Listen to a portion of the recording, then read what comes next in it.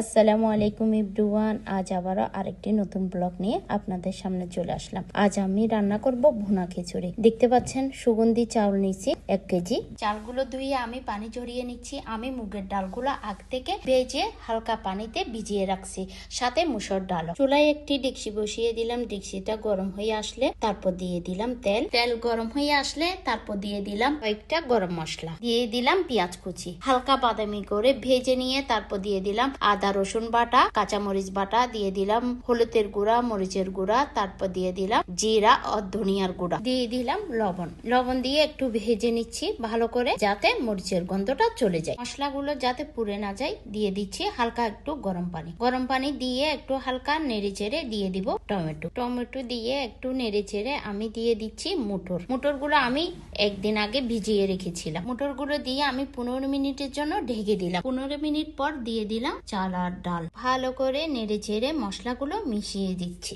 এরপর পরিমাণ মতো গরম পানি দিয়ে ঢেকে দিব এবং মাঝারি আছে রান্না করব। ভুনা খিচুড়ি বাঙালিদের খুবই প্রিয় একটি ঐতিহ্যবাহী খাবার। বিশেষ করে বর্ষার দিন পরিবারের সবাই মিলে বসে গরম গরম ভুনা খিচুড়ি খাওয়ার আনন্দই আলাদা। সুগন্ধি চাল, মুসুর বা মুগের ডাল, ঘি ও বিভিন্ন মশলার মিশ্রণে তৈরি এই খাবারটি যেমন সুস্বাদু তেমনি পুষ্টিকর। সঠিক নিয়মে রান্না করলে ভুনা খিচুড়ির স্বাদ হয়ে ওঠে অসাধারণ এবং ঘর ভরে যায় মশলার মনোমুগ্ধকর ঘ্রাণে। চাল ও ডাল ভালোভাবে সিদ্ধ হয়ে এলে উপরে সামান্য ঘি দিয়ে দিলাম। পরিবারের সবার সাথে বসে এই মজাদার খাবার খাওয়ার মুহূর্ত সত্যি অনেক আনন্দের। সহজ উপকরণ দিয়ে ঘরে তৈরি করা যায় এই সুস্বাদু ভুনা খিচুড়ি, যে কোনো দিনের খাবারকে করে তুলে বিশেষ। তাই আর দেরি না করে আমার রেসিপিটা দেখে আজই রান্না করুন গরম গরম ভুনা খিচুড়ি, আর পরিবারের সাথে ভাগ করে নিন ভালোবাসা আর স্বাদের দারুণ এক মুহূর্ত। দিয়ে দিলাম উপর থেকে ধনিয়া কুচি দিয়ে 5 মিনিট ঢেকে রাখবো।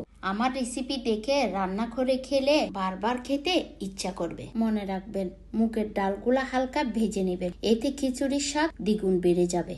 এরপর মুসুর ডাল আর মুগের ডাল একসাথে মিক্স করে আধা ঘন্টা ভিজিয়ে রাখবেন, এতে খিচুড়ি ঝরঝরে হয়। আমার রান্না করা শেষ। দেখতে পাচ্ছেন আমি পরিবেশন করছি আজকে দেশি মুরগি দিয়ে ঝোল করে রান্না করছি, তারপর ডিম ভুনা, সাথে আছে লেবু, সালাদ, কাঁচামরিচ। আমার রান্নাটা কেমন হয়েছে কমেন্টে জানাবেন। সবাই ভালো থাকবেন, সুস্থ থাকবেন। আল্লাহ হাফেজ।